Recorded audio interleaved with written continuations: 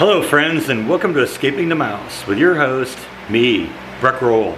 Alright, I got a little repair issue I got to deal with today. A couple days ago, actually in the middle of the night, a couple nights ago, I woke up and I heard kind of a weird squeaking sound. And it would like, and it would be off for a second, and something like that. I wasn't sure what it was initially. I ultimately kind of figured out it sounded like it was coming from the air register from the air conditioning, and so I kind of paid attention to it. You know, I couldn't get back to sleep because I kept hearing it, and I kind of paid attention to it for a while, and it never stopped. And then I noticed something else.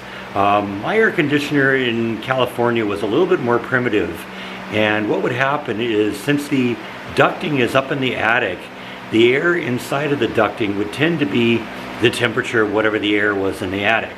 So if it was cold and you turned on the heat, the moment the heat come on, it would be a minute or so of really cold air coming out, because you had to blow all that cold air out of the ducting system before you start getting the warm air. Well, this one's a little different. The air conditioning here, I think, is a little bit more modern, and it seems to have two modes, and I think it's mainly to deal with this issue. Because what ends up happening is, when it comes on, when you hear the compressor fire up in the backyard and the fan in the HVAC system in the garage starts up, it starts up at a very slow speed. And I think that is, the point of that is to blow all the hot or cold air out of the ducting first, before the high speed fan comes on and blows either the cool air or the warm air out. And when I was listening to this thing the other night, it occurred to me it was never moving beyond that lower level, that lower fan speed level. And I think what was going on because of that, that might have been a symptom of whatever the problem was. And because it wasn't getting onto the high speed air, it was never cooling the house enough to keep the thermostat at the lower level. And so they kept running at this low level for the whole night, and I guess probably most of the next day.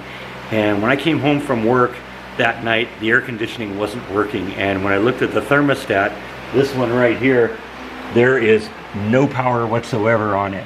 So what I want to do today is go into the garage and get into the little closet there that has the HVAC system and see if I can figure out what's going on. Hopefully I'm not going to have to call somebody to fix this, and hopefully it's something I can figure out on my own. It's probably in the garage somewhere. I don't think it's the compressor in the backyard.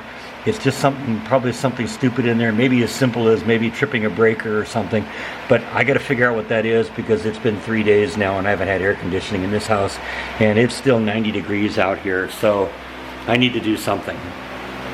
And if you heard the roar during these last few scenes, this is why. I have a fan on the floor here to kind of keep the house comfortable. I just finished doing the live stream today, and needed to have something blowing on me here to kind of keep the temperature under control. So that's what that was all about. Now, I do have to say one thing about this house. I am impressed how cool this house has stayed without air conditioning. Now, granted, I haven't been home during the day. I've only been home in the evenings.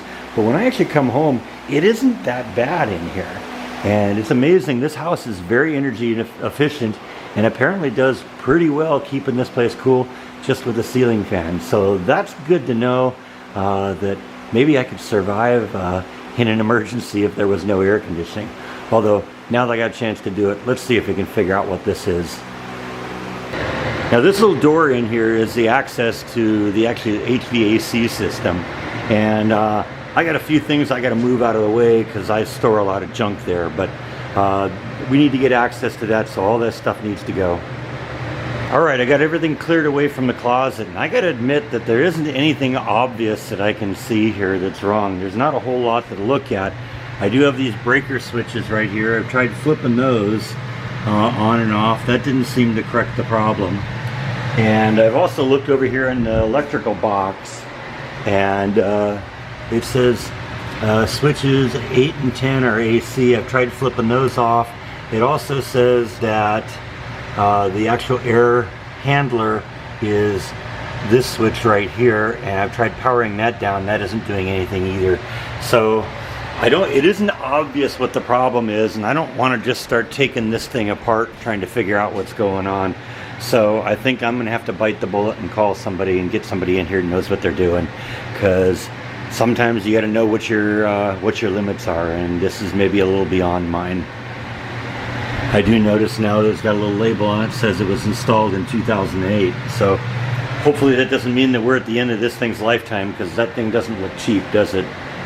Yeah, so the air conditioning guy is here, and he latched onto the problem right away. It's a very simple fix.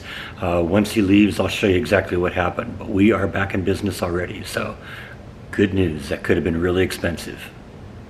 All right, the air conditioner is back to being 100%, or at least pretty close to it. There might be a couple other issues we have to follow up on in the future, but we're going to see how it works for now. But it was interesting how simple of a solution it was, and in reality, I was actually sort of onto what the problem could be. In between the time when I called the technician and they actually arrived, I happened to notice this little sticker right here, and it says that the condensate shutoff switch, if unit is not operating properly, check for condensation in the drain pan or tray. And I started thinking about that. You know what? That could be it. You know, it's just been running so much and it's hot and humid here, and we might just have condensation and it shut off. And it turns out that's actually what it was. It's this little piece right here, and there's a little floater ball in there, and if any water in there at all accumulates, it basically lifts that ball up and it shuts down all the air conditioning. So that's basically what he did, is he just opened this thing up, it just unscrews, he untwisted the little bottom there, got the water out of it, and the air conditioning came on. So since this is a Sunday and he was already out here to begin with, you know, he said, well, you know, what I could do is just do a little tune-up for you. And he said that'll cost a little bit more, but I said, well, you know, since this is going to be just a simple fix, since you've already got the thing working again, let's just do the tune-up. So I got him to do that, and basically he checked my my freon pressure. He checked the air coming out of the registers in the house, and said that there might be a little bit of a problem. Right now he says it should be a little bit colder air coming out of the system, but at this point we can hold off and see what happens, and if need be, he took notes of what's going on, and I may need to come in and have a freon recharge, and you know, he can do that. And since he knows what's going on right now, if it comes down to that, he'll come back, or somebody will come back, and they'll already know what's going on, and go from that. But I do really appreciate the fact that he got out here so quick. It was an hour and a half, I think. You know, it's a Sunday afternoon, day before Labor Day, so he could have, you know, I could have ended up waiting until Tuesday for this, but they were out here in an hour and a half. He was quick and efficient. He latched onto the problem right away, had the air conditioning working within a minute of touching this thing, and got us going, and at least let me know what my options are. Like I said, I might have to recharge the freon, because he said he's a little concerned that the temperature coming out of the registers isn't enough. But for now it's running. It's definitely getting cooler in the house, and we're going to play with it for a few days and see what happens. I can always call him back. So anyway, that little problem is solved, and it's proof positive that sometimes I don't know everything, and part of being a good repair person is knowing what your limits are and not attempting to go above them.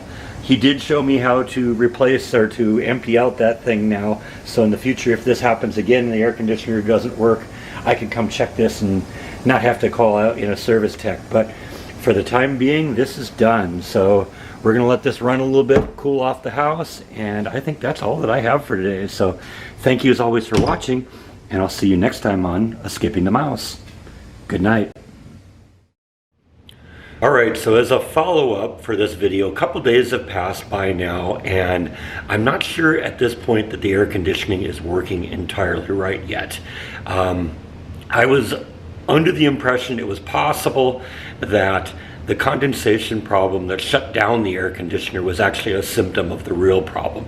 You remember I mentioned at the end of the video that the air conditioner kind of goes into a slow operating mode initially, until it blows all the the either cold or warm air out of the ducting, and then it goes on full power.